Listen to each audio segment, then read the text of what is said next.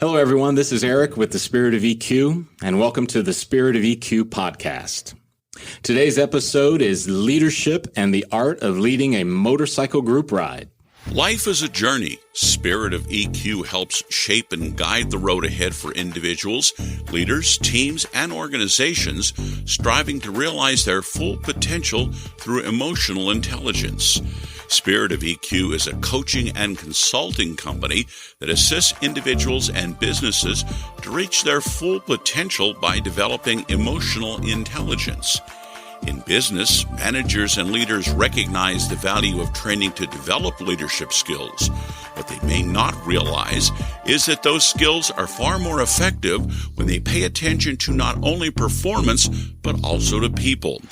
Emotional intelligence is a crucial skill because people drive performance and emotions drive people. After this podcast, listen for a special opportunity to learn more. Joining me as always is Jeff East with the Spirit of EQ. Hi, Jeff. Hi, Eric, and hello, everyone. So we always come up with some really doozies for titles for our episodes, Jeff. Yes, we do. And yes, we do. I almost got tongue-tied trying to do that particular intro. And our producer knows how many times I goofed up on the other stuff, but we won't talk about that now. No, that's in the past. So kind of unwrap that a bit. Leadership in a group motorcycle ride. What does that have to do with? Well, the idea came to me last week. I was looking at a bunch of pictures from a motorcycle group ride that I was on, and it just got me to thinking about the different experiences I've had. And I've been on some group rides where they were just horribly run to the point where I didn't feel safe, and I kind of let myself drift to the end of the line of bikes and then just exited stage right and not finished the ride. Then I've been on other ones that were so organized and so much more fun and very safe feeling. And I was thinking about that, and then I remember the experience I had when I was asked to lead a ride. So I went and talked to a couple of the people that had led rides that I was on that did a very, very good job. And they go, there's actually a guide of how to do this the right way. Interesting. And I'm gonna stop you there because you got my curiosity up about the difference between a good one and a bad one. I'm not a motorcycle rider. I know you are. That's something in your history and your passion. So let's start with what doesn't work well. So what makes for a bad group ride? Starts late. So you're meaning we're going to meet here at 9 and we're going to get on the road at 9:30, but it doesn't go that way? It doesn't go that way. Participants aren't ready to go. The group rider goes, okay, the leader goes, let's lead or go. And, oh, wait a minute, I got to fill my tank up now. Or they're having, somebody's having a known problem with their motorcycle. So you can see that at the very beginning. And then once you get going, the leader is setting a pace that's not appropriate for all of the riders, where some riders are having to ride over their head, which is recipe for a bad accident. So is that always a speed issue, or is it, or are there other factors that because when you talk about pace, I initially think the rate of speed on the road.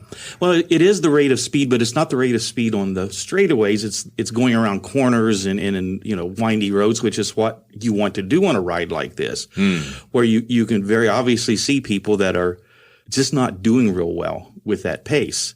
They don't want to be embarrassed and cause problems, so they're just riding harder than they should. That kind of a thing. They're just not ready for that type of riding, which is not a good idea for a group ride anyway. So does most of the I know blame is a strong word, but is most of the blame at the feet of the group leader, the person who's leading the ride? A lot of it falls right to on his feet, and it's his responsibility. But also some of the experienced riders that maybe have done it before, they can maybe not cause it, but they don't take action to cut it down so it's not dangerous. They just go with the flow. Interesting. And Jeff, you know me pretty well, so you can see I'm kind of setting you up to talk about the idea of what happens inside of maybe potentially a business or workplace, what have you. And there's so many connecting points to what you described to what many people face inside of work. So let's shift to the more positive. What's an example of a group ride where it's led well? It starts on time. Everybody's ready to go. The leader has a destination that everybody would like to end up at, and usually someplace interesting or different to eat. That's always a prerequisite. And they've set some ground rules. When we stop for lunch, okay, if you want to have a beer, that's okay, but a beer. Just things like that. They've got their route planned. They're not stopping to look at their map. They know where they're going. And like I said before, they start on time. So does it require, I'm going to kind of go back to that first example and thinking about the writers that maybe are not as experienced. And, from an emotional intelligence perspective, the empathy thing. The empathy, yes. The being able to understand that not all of my writers are experienced and, all of the rest. And we may have some who they just can't handle that curve at a speed that maybe the more seasoned writers can. Exactly. And it can even go to the type of motorcycle they're riding. If you've got everybody on sport bikes and 2 or 3 people on the cruisers, they can't no matter what because of the type of machine they're riding. So there's just lots of little things that you need to think about. So I guess I want to stay on that point for a minute. If that leader of the group ride encounters maybe they were looking forward to maybe taking those turns at a high clip of speed because it's maybe more fun for them. And then they notice or they know that someone's there with a cruiser, as you mentioned, and can't do that. I got to imagine the thought and then the emotion that would come after could be kind of a downer for them. So what does that leader do in that situation, realizing that maybe it's not going to be everything that they expected it to be? They have to go back to why did they decide to lead the ride? What is their motivation? What was their goal for that day? Interesting. Yeah. That's great because I think that applies again in so many areas, whether it's work or in personal life, of how we encounter things that maybe were not necessarily what we were expecting, and how we have to rely on some of those things to make it as best as it can be. Exactly. Okay. And that's where what I found when I was shown what makes a good ride leader is the work that goes into it. Who came to you and said, "Hey, do you want to lead a ride?" One of the people that I've been on, the group is now defunct because of a lot of different reasons, but it was called Ride Ohio. Writing group, and actually his name was Denny. He said, why don't you do this? And that's when I started talking with him and a couple of other people. Did that imply, Jeff, that he saw something in you that made him go, you know what, Jeff could be good at this? I think it did. One, he knew I'd been writing since I was 13. Okay. Well, actually, before that, my 13th birthday present was a motorcycle. So Okay. He knew I was experienced. He knew that I knew my limits, so I would be able to figure out other people's limits when we were writing, things like that. Okay. And he just thought I could do it. So how did that make you feel when he reached out to you about doing that? It made me feel good that he would ask me to do it because I know the type of writer he is. He's the kind of writer in his youth. He's about 10 years older than I am. He used to race motorcycles, so I know he has the speed bug in him. But he also understands that's not appropriate for on the highway. Yeah. But having said that, though, I mean, this is not somebody who just occasionally gets on a bike. If you've raced bikes before, right? No, he's a hardcore rider. Okay. A good way to put it. To this day, even 75-ish, I think he is now. Oh, wow. That's great. So you said it's somewhere there before that there is a guide that once you decide you're going to do it. Yeah. How does that play out into making it a good situation? Well, you just follow it. First, pick the goal that you want to go on. The second thing is you pick the route, and a lot of groups this doesn't happen. You pre-ride the route. You take a Saturday before. If the ride was going to be the Saturday before, I would hopefully, with myself and one other person that's going to be on the ride, we would ride that route to see if there's any hazards, if there's going to be construction, loose gravel, potholes, so that we can either change where we were going to go, or we can let the people that we're with be aware that, okay, when you see this, we're going to slow down because there's gravel on the road or whatever. So that's the first part. Then you make sure that people understand the rules. Some simple things like you don't ride right next to the other riders. You ride in a staggered formation, left side, right side of the road as you go back for safety so that you have room to maneuver. There's hand signals that you use that get passed back through to let people know, some of them are just what I don't know if they still teach hand signals in driver's ed now or not, but it's those hand signals, plus some other ones, like if the group leader makes a mistake, he'll tap the top of his head, which means I'm sorry to everybody, but pass those back. And some other things like when you get into curvy roads, the group rider will hold up one finger, and that means you get in a single line. So there's no chance of getting by. So there's those kind of things. Again, I'm kind of thinking about this and how it applies to life and work. One of the things I always thought has been pretty amazing to me is that something as simple and straightforward as being clear is often left in the dust when it comes to inside of a lot of our workplaces. And this sort of the picture of a group ride, I can't imagine, and I'm not a motorcycle rider, but if I were and I was going to go on one of these, I can't imagine if the leader of the ride is not very clear about what we're going to be doing. Exactly. How fast? Whoa, there was a pothole. We saw it last week, so you're going to need to slow down when we get to mile marker, whatever. But I think oftentimes that can plague businesses. They may have a great product and they may be selling tons of it, but there's just not a lot of clarity about, okay, where we're going, why we're going there, this is what we need to be prepared for. And it's just straightforward clarity. But like a lot of things in life, I know, right? It's like, yeah, and we would never dare do a group ride, right? If you wanted to have a good one anyway. Right. Without that. And there's some other things that you don't think about. When are you going to take a break? When I led the ride that I led, the last one I read, I had my Kawasaki Concourse. It's got a 7.5 gallon fuel tank. I can go 400 miles easy without having to worry about gas. But somebody that's on a cruiser maybe only has a 2-gallon gas tank, and they can only go 100 miles. So you have to think about, okay, where are we going to stop? Because you've got the capacity of the fuel tank, the capacity of the bladders to take into consideration. That's what I was thinking about. And the other thing is, people like to talk. No, wait a minute. I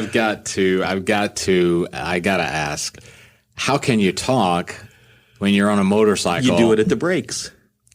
Oh, okay. All right. Did you see that? Or, those 3 corners that we went through were so much fun. So there's a specific strategy around the brakes and when they're timed. Okay. Yeah.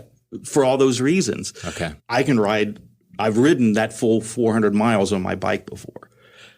A lot of people can't because of the type of bike they have. So just the comfort, give people a chance to stretch, things like that. Yeah. So you take that into consideration. Some other things to think about are where do you think you put the best rider in the ride? Where do you think they go? Oh, that's a good question. My gut reaction would be at the rear. At the rear. They're known as the sweep. If somebody gets left behind, they kind of sweep them back up. So they're interesting. And then as you ride, what naturally happens is you kind of get separated. So the further back you are in the line, the harder you may have to ride to catch back up with the group to get back into formation, for want of a better term. So because of that, you do everything you can to put your least experienced riders at the front of the pack, right behind the leader, so that they don't have to do that kind of harder riding, and they're right there with the leader. And then you just kind of do it. That's if it works out ideally. Wow. So that's a great point. Your last area there about things working out ideally, right? So as we know in most everything, we start off It's supposed to be sunny. It's supposed to be, all roads are clear, nice breeze, good temperatures. Can you talk a little bit about what did you do when you encountered the unexpected? Well, first, when you're planning it, you always have a rain date. Okay. So you do that. And you do things like you give everybody basic waypoints so that because you can't get separated. Slow-moving vehicle gets some way in with the group or a train or whatever, so you can't get separated. Yep. So this is where we're going to meet. If we get separated, everybody show up here, and we'll wait until everybody shows up before we move on. So things like that. So in some forms, that's a contingency plan, if you will, right? If we get separated, we will meet at this time, at this spot, on and on and on. So how about personalities? People. It'd be great that if you could do an EQ assessment on all the people that were going on the ride with you, right? Right. But that doesn't happen. That doesn't happen. So how does that play into it? Or does it? I mean, it does and it doesn't. What'll happen is there are some personality types that will not want to go on an organized ride like that because they don't think it's fun. But what actually happens is because you're not having all those other issues, it actually ends up being more fun, more enjoyable, right? Because you don't end up with all those other things that might happen. You don't know until you ride with them whether they're going to fit in with that. Yeah. And I've had people on a ride that I've led like that did what I did. Okay, this is not fun for me, and they've exited stage right. Yeah, that's interesting. So let's talk a little bit about the application of this into other parts of life. I know I kind of did a little bit of talking about the workplace and things of that nature, but are there any things that come to your mind that you think may relate or could be applied? Yeah, when I was thinking about this, there's a lot. In the business world, the leader needs to be present. You can't be the group leader on a motorcycle ride if you're not present. And you're doing the same thing that everybody else is doing. You're not leading it from your Cadillac. You're leading it from a motorcycle. So you're in common. You are doing the same thing as everyone else.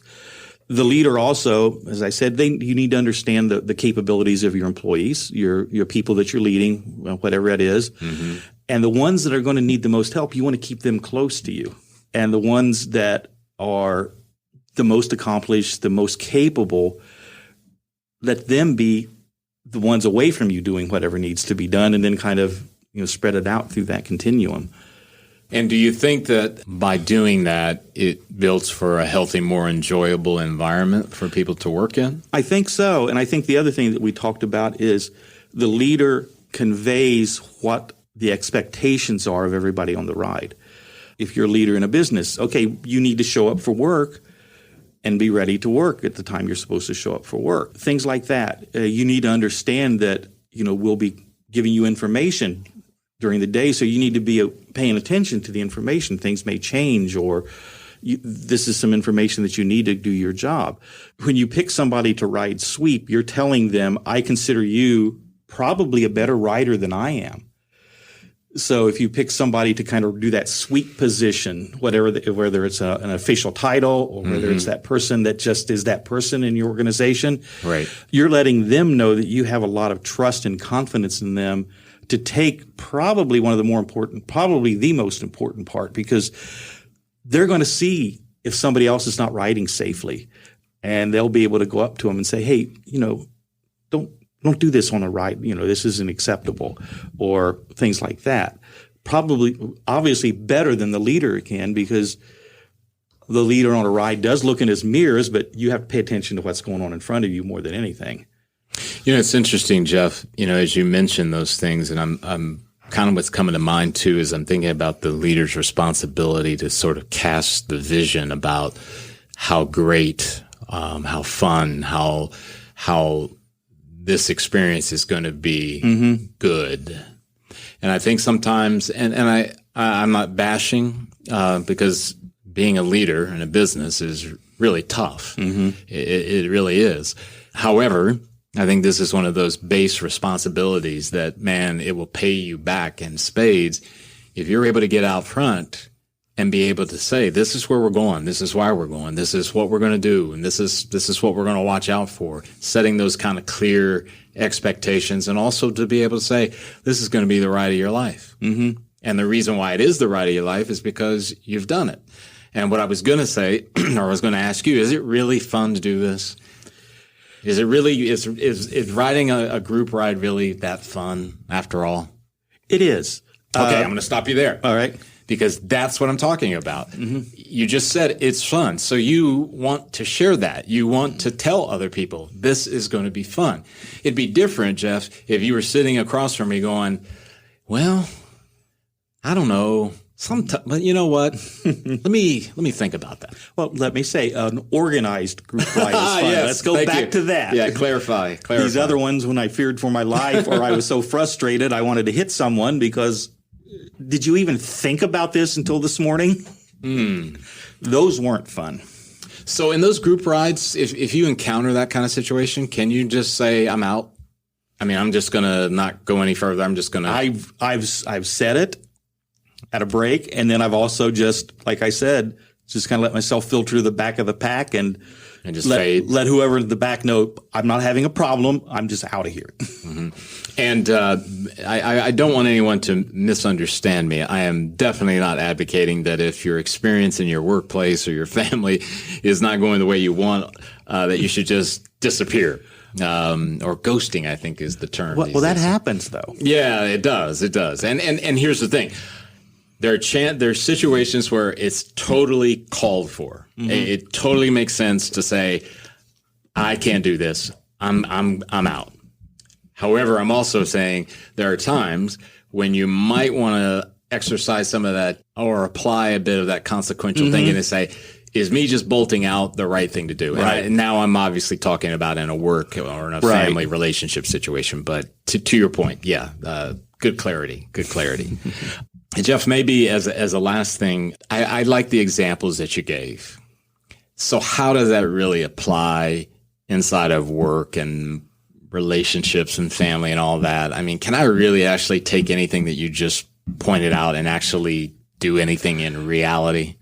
Well, I think you can, because as a leader, you need to have a goal of where you want to end up with whatever this is.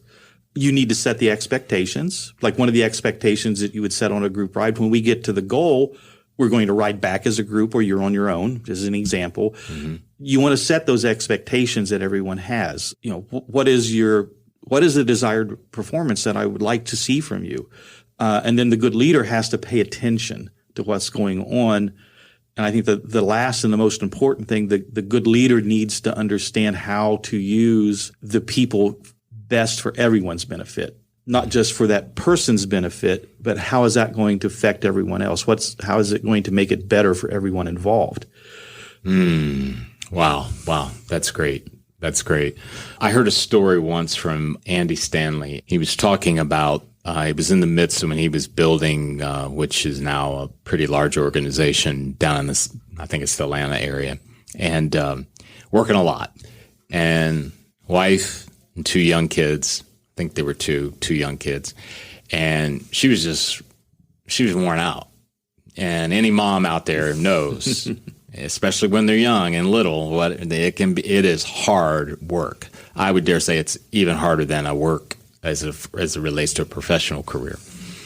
But he said that she came to him and just said, if I could just have you here between the hours of 4 and 6 so I can get a break. And for him, he wasn't getting home to typically 6:30, 7 o'clock.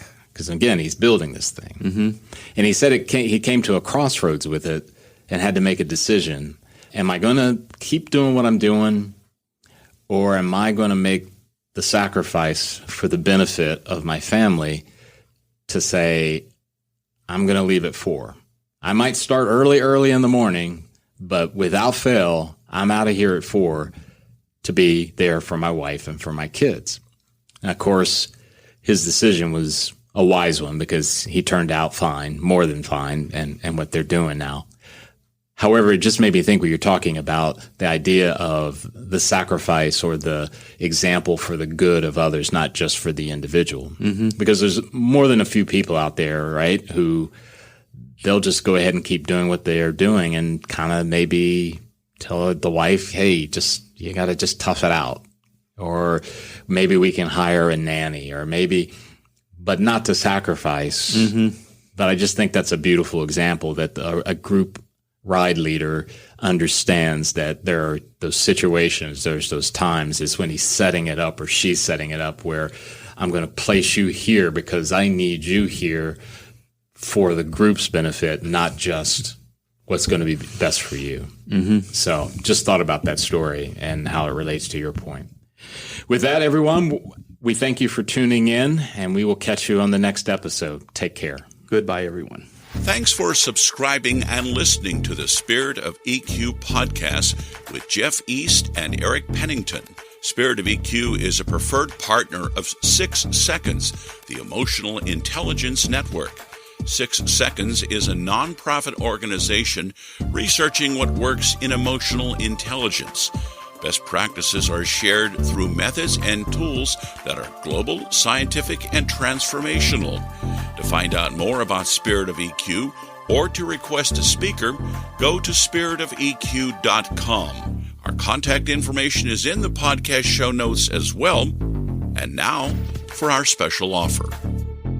Hi, this is Jeff again. I just want to let everybody know that if you have any questions or want more information about anything we've talked about, just send me a quick email. And my email is jeff@spiritofeq.com, and I'll get right back with you. Thanks.